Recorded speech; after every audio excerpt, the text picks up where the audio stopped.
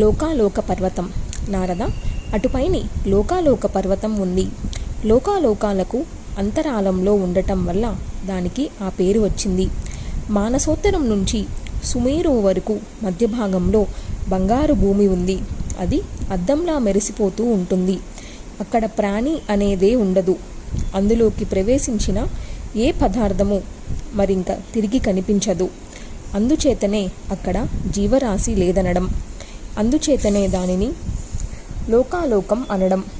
ముల్లోకాలకు కట్టకడపటి కొండగా పరమేశ్వరుడు దీనిని కల్పించాడు. సూర్యుడు మొదలుకొని ధ్రువ నక్షత్రం వరకు ఉన్న గ్రహాల కాంతులు ఏవైనా సరే దానికి అర్వాచీనాలుగానే ముల్లోకాలకు ప్రసరిస్తూ ఉంటాయి. పరాచనీలో కానేరావు. అంత ఎత్తైనది, అంత విశాలమైనది ఆ పర్వతం. నారద, 50 కోటి యోజన విస్తీర్ణమైన ఈ భూగోళంలో లోకాలోక పర్వతం 4వ వంతు.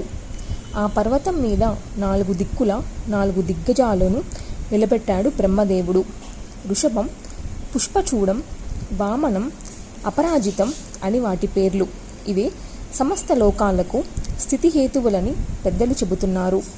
వీటికి తక్కిన తన విభూతులకు శక్తి సామర్థ్యాలను, సత్వ ఐశ్వర్యాలను అందిస్తూ అష్టసిద్ధి సమేతుడై విశ్వక్సేనాది పరివృతుడై భగవంతుడు శ్రీహరి విరజిల్లుతూ ఉంటాడు.